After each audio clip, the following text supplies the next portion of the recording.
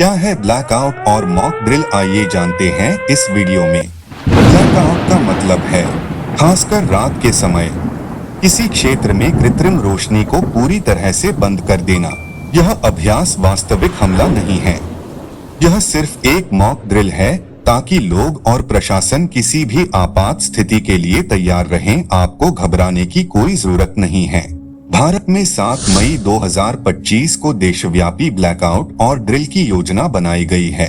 यह अभ्यास देश के 250 से अधिक जिलों में किया जाएगा। इसका उद्देश्य नागरिकों को संभावित हमलों से बचाने के लिए तैयारी करना है, खासकर हवाई हमलों से।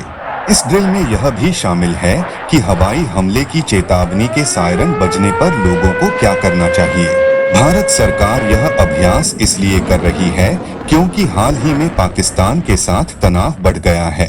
22 अप्रैल को पहलगाम में हुए आतंकी हमले के बाद से स्थिति और गंभीर हो गई है, जिसमें 26 निर्दोष लोग मारे गए थे।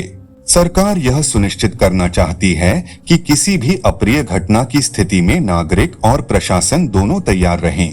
ब्लैकआउट का इतिहास भारत में पुराना है। द्वितीय विश्व युद्ध के दौरान जब बर्मा, अब म्यांमार, जापान के कब्जे में आ गया था, तो कलकत्ता, अब कोलकाता में ब्लैकआउट और महत्वपूर्ण इमारतों को काला रंगना जैसे सुरक्षात्मक उपाय किए गए थे। 1965 और 1971 के पाकिस्तान के साथ युद्धों में भी कई शहरों में पूर्ण ब्लैकआउट किए गए थे। 1965 में जम्मू और कश्मीर, पंजाब और राजस्थान के सीमावर्ती संवेदनशील क्षेत्रों में कई रातों तक ब्लैकआउट रहा। इन ब्लैकआउट का उद्देश्य दुश्मन के विमानों के लिए रात में संरचनाओं का पता लगाना और हमला करना मुश्किल बनाना है, जिससे नागरिकों की सुरक्षा सुनिश्चित हो सके। यह नागरिकों को शांत रहने और अधिकारियों द्वारा जारी किए गए दिशानिर्देशों का पालन करने के लिए भी प्रोत्साहित करता है। कुछ क्षेत्रों में पहले से ही अभ्यास शुरू हो गए हैं। कुछ सीमावर्ती क्षेत्रों में रविवार शाम को ही ब्लैकआउट का अभ्यास किया गया। स्कूल, कॉलेज और बैंक खुले रहेंगे।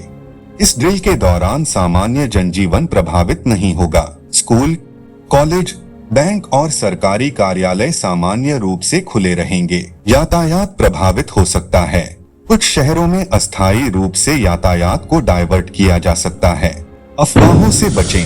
सोशल मीडिया पर फैल रही किसी भी अपुष्ट खबर पर विश्वास न करें। केवल आधिकारिक सूचनाओं पर ध्यान दें। शांत रहें और निर्देशों का पालन करें।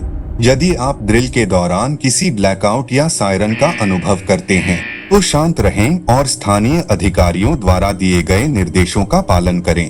यह अभ्यास भारत की सुरक्षा तैयारियों को मजबूत करने और नागरिकों को संभावित खतरों के बारे में जागरूक करने का एक महत्वपूर्ण कदम है।